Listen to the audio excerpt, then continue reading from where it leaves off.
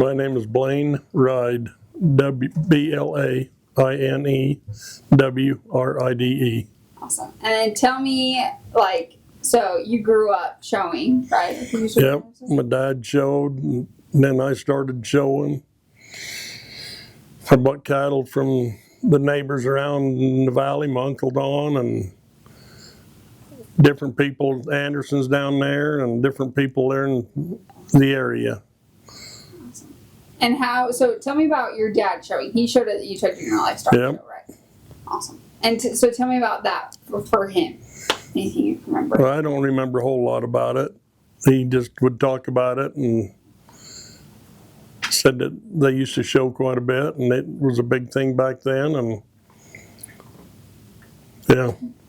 Is there any memories or things that he would always bring up or tell you about of him showing? No, not really. Okay, well, what about you? So what did you show when you were out in church in your life? I showed steers, and I showed sheep. When I was in FFA, I bought some little herd of sheep, and so I showed sheep for 2 or 3 years, and then I showed pigs. I bought pigs from over in Spring Lake, and did so with them. Had fun with them. We didn't go to a lot of shows. We didn't go to Farron. We didn't go to all these other shows like they have nowadays. It was just a Spanish Fork stock show that everybody geared up and went to and did it. Yeah, that sounds so much fun. Yep. Right. Okay, so you showed, and then how else were you involved? Did your kids show? Where are you at now after all your Yep. showing? And when I was showing Benjamin, there wasn't all these little stock shows prior to the week before. So when I was showing, when I was in 1967, we organized Benjamin Stock Show. And that was Bernice Woofington and me and Wayne Anderson and David Pay and the Benjamin kids. We put that together, and that was the first year that they done it, and we did it in Jack Larson's old barn, which used to be the old pea vinery, where they used to bring the peas in.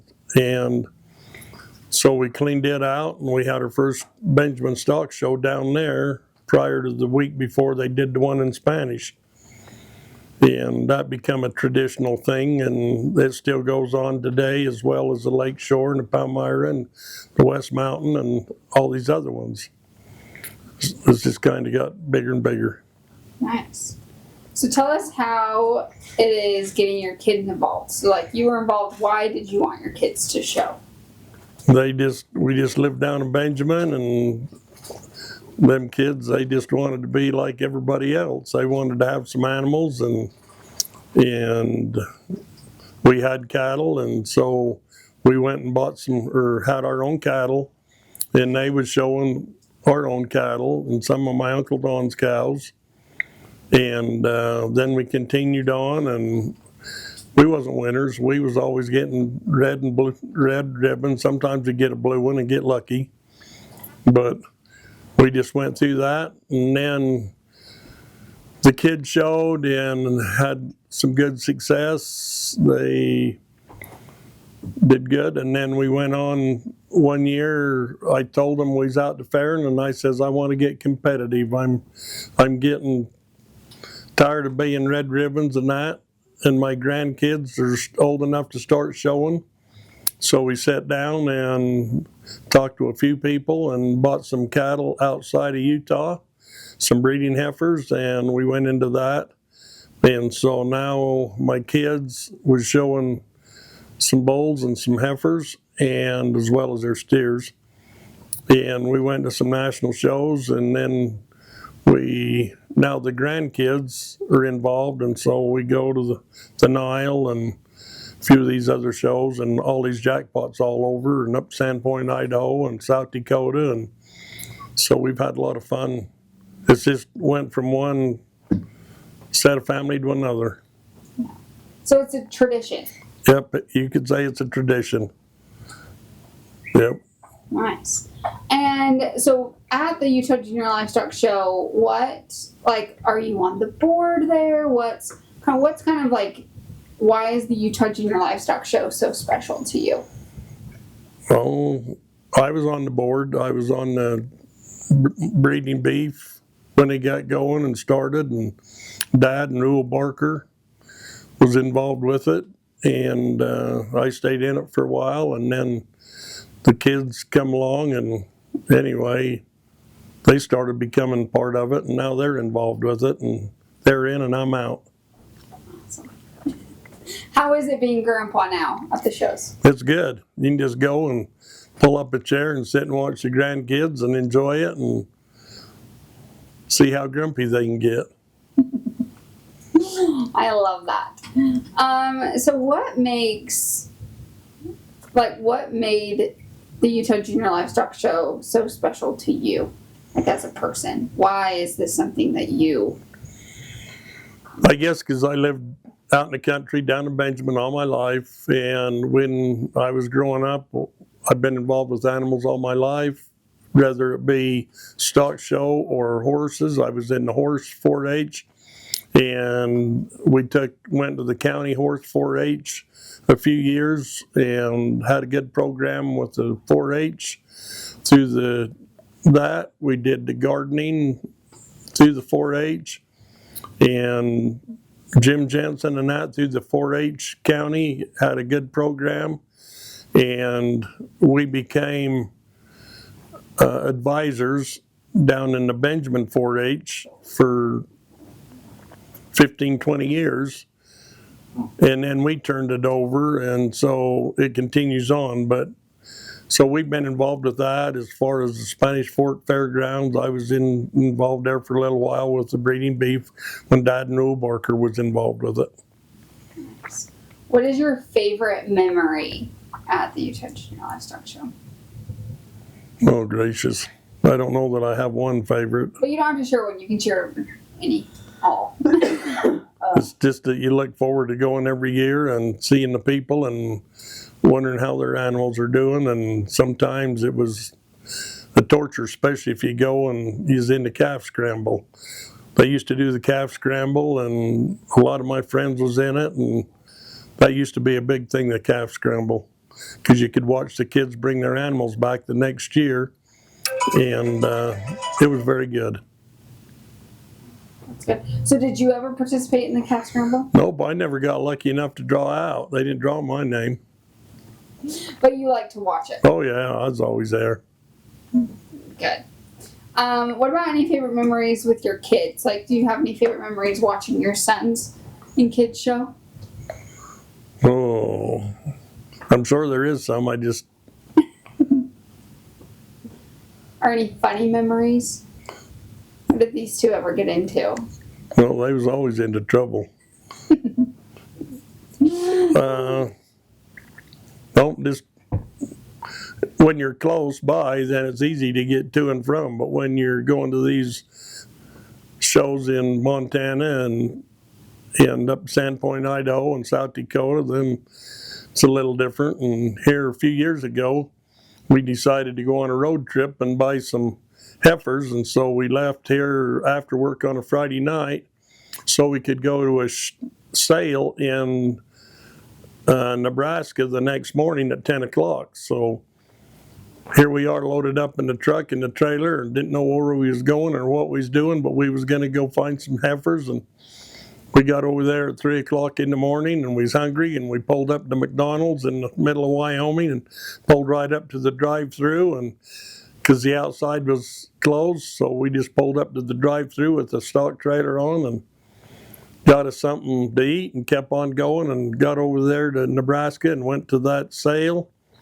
And we was only going to buy one there, and we ended up buying 3 there, and then we went over to another place and wasn't going to buy any, and then we bought 3 more over there.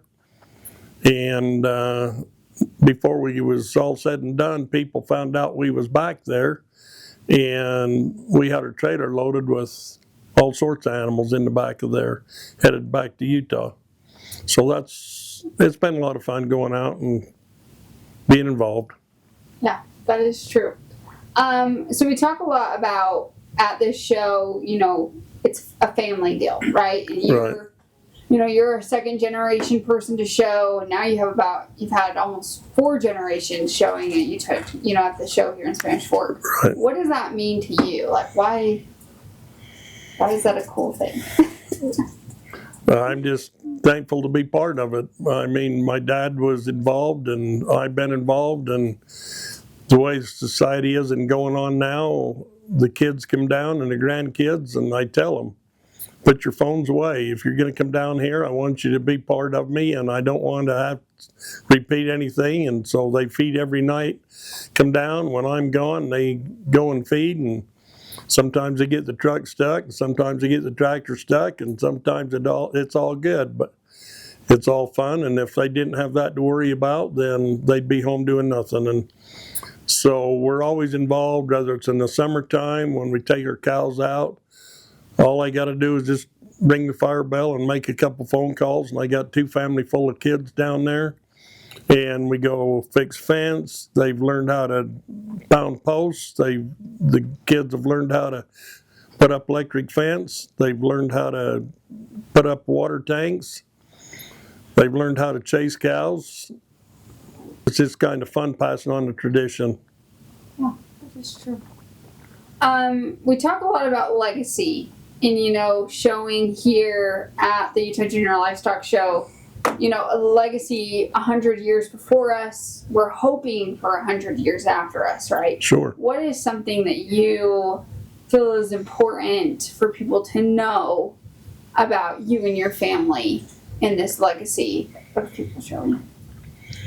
It'd just be good to know that we just like to know that when we are showing that how supportive the community is and different associations that is involved with the show, that it's good to see that still go on instead of it couldn't keep going on if you didn't have the support from the town and the community. And it's just been so, over the 100 years it's been doing it, the same people are involved. It was back then. The Spanish Fork Press used to be involved and do all the newsprints and stuff like that. And I just remember how much the city people was involved with it. Mm-hmm. So talk about that community involvement. Like how have you, tell us about like what you've seen the community do for the kids here at the show.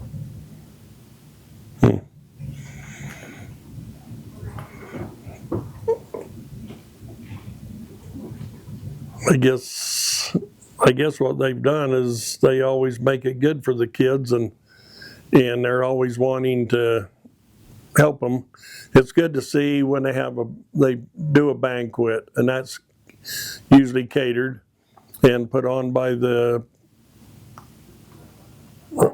Lions Club. And when that's put on, it's good to see all these kids go up there and achieve these awards. Some of these kids will get awards that they didn't expect to get, and some of the kids that would normally might not get a chance to get any other awards, because this is what they do. They show livestock, and so all of a sudden they go and perform and bring their animals, and it's neat to watch these kids get these little trophies, and these many kids start to come up that their parents and their grandparents was doing. Now that's who's supporting them, is their grandparents, and it's just neat to see, like back through the generation, when you see Lee Jarvis sitting there and Jimmy Karras sitting there, and Jack Larson that used to be so involved with the community, and Blade Cloward that used to be involved, and all these people that I used to look up to that are no longer there anymore. And it just means a lot to me what they did for us, so we can carry on the tradition. Yeah, that's true. That's really true. What is something, so you kind of talked a little bit about like the change. What is something that you've seen change in the last year? I mean, in the years that you started, from when you started to now, what changes have you seen at the stock show itself? Oh, it's just got to be where it's a lot more competitive nowadays. You know, back when I showed, my dad showed, you just showed what you raised out of your own backyard. And then when I got through showing, my kids started to show, they was still showing around the neighborhoods. And now it's competitive that the grandkids and these kids that are showing today, it's extremely expensive. They have to, a lot of people's going out of way. It's getting to be competitive. And back when I was doing it, you just had a bumper pole trailer and you put your animal in the back of the trailer and went up there and unloaded at the old auction barn, and that's how it was. Nowadays it's changed, and there's no more of the little trailers. It's all living quarters and trailer houses, and so now people go in and pull their RVs and that, and they're set up to where they, rather it be down to Delta or Spanish Fork or the State Fair or whatever, seems like they all go and bring some type of a place to stay overnight, and everybody just kind of, after they're showing, sit around their lawn chairs and everybody gets their food out, and it's just who can outcook who, and it just turns out to be a real good evening every weekend that there is a show. That's true. So thinking about, this 100 years, what else would you like to add about the Junior Livestock Show itself, about the importance of it? What else would you like to add? I just think it's real good that it's gone on that long. It takes a lot of leadership.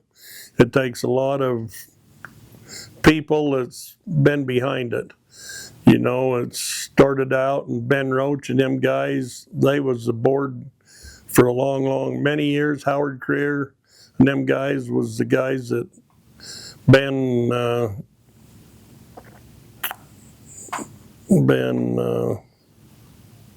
Roach.